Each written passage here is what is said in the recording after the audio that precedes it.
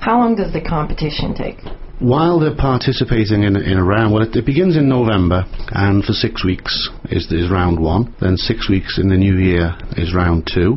The final is 1 day. They sit down and they spend the whole day. It's as hard a day as they'll have ever spent doing anything, probably. No disrespect to examinations, but it will be tougher than any examination they've sat. And it's a great achievement, a real achievement, to have reached that far. They probably need to spend 4 hours a week in those 6 weeks. It's quite intense. What skills are necessary to successfully complete this competition? It is more about skills assessment than knowledge assessment, because the partners aren't looking for people who know how to do it. They're looking for people who have the right skills to have an idea how to manage a company. They're not looking for managers. They're looking for people with a skill. So they need some, I think, general entrepreneurial skill, which is very hard to measure. They need to be able to work as a team, which is very important.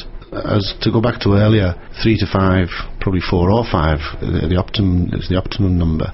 One person wouldn't really be able to. I'm sure, Einstein perhaps, or some such. But it's how they work together as a unit, which is one of the key skills or attributes that the partner companies look for when they provide the mentor.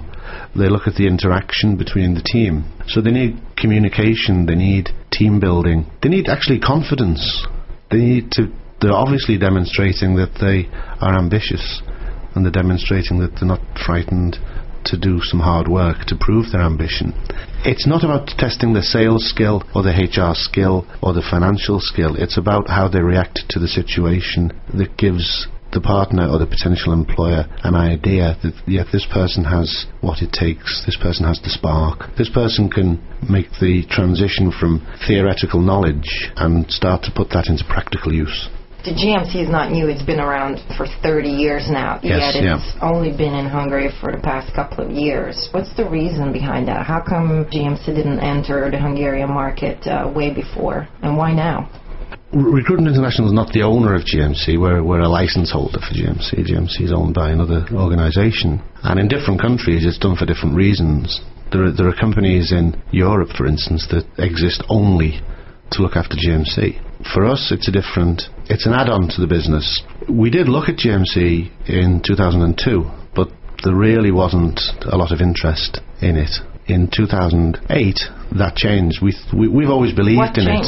I think it was just following on from the development of the HR profession in Hungary, and HR people are always looking for a new tool to assist them in their activity. Graduate recruitment is important to many, many organisations. It's very important to many, many graduates, of course, as well. And as I think more people have gone into tertiary education and more people are coming out of it with a qualification, it's become harder, I think, to assess. It's very time-consuming, very expensive exercise for companies, graduate recruitment, but it's very important and it's something they want to get right. And I think with GMC we were able to offer them a very useful tool that they hadn't seen before. There are similar or allegedly similar competitions on the market, but they're not as sophisticated. This is a very, very sophisticated tool. The software is very, very I couldn't begin to explain but it's a very, very sophisticated software. It's online, it's not paper driven, it's not designed just for industry A or industry B. It can be used by any industry because it's about assessing people. And I think that's been the attraction to organisations. And those organisations that have joined as partners are those that themselves are willing to dedicate time and people to it. They don't just say, yes, we'll join, and then sit back and wait for the results. They're all very proactive. So it's a real partnership between ourselves and those partners. And the universities. There's great support from the universities. Now, this is really a very different recruitment approach that I think most of us are used to. Who would you really recommend this, both on the participant side who are entering this competition and on the company side who are looking to recruit fresh new talents? I'd recommend it to participants, to any student, any undergraduate who even really... freshmen? Probably somebody, if they're studying a 3-year, they wouldn't really want until year 2. Maybe have a go in year 2, then another go in year 3. In a 5-year, 4 and 5 maybe. Freshmen, there's no bar to freshmen participating, of course, but they would be probably less interesting to the partners because it's a little bit too far ahead. So anybody who's started to think about what they're going to do after they've graduated and what they can do to give themselves an edge, to bring themselves to the attention of potential employers. So for participants, there's no cost, only time and effort, which is significant, and not everybody who's at university wants to spend the spare time involved in more hard work. But that's something that companies look at when they are recruiting a student, a graduate. What else did you do? So you have a degree, but okay, I have 500 people outside the door with a degree. What else did you do? And this is I did this.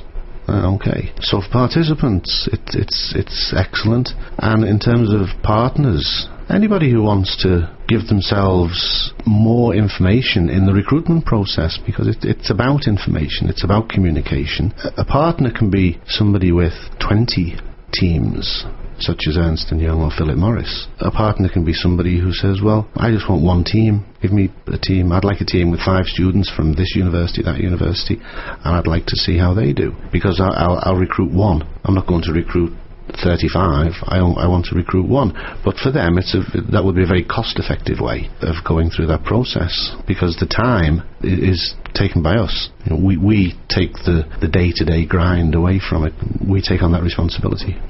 So when is the registration deadline for this year's competition? We'd originally set the date at 31st of October, but we've had a lot of late interest, so we're keeping it open for 1 or 2 days, probably till the end of this week, and anybody who would like to participate should go to www.gmchungary.hu. So the online registration is there, and any company that might be interested in partnership, they can get more information there also. The challenge is on for all those who entered this year's Global Management Competition. I thank John Smith, General Manager of GMC Hungary, for being here today, and I thank you for choosing Business Up Close and Personal. I am Dora Krupanic. Don't forget to tune in again next Monday after the 3 o'clock news. Have a great afternoon. Business Up Close and Personal. You were listening to Business Up Close and Personal here on Business Radio.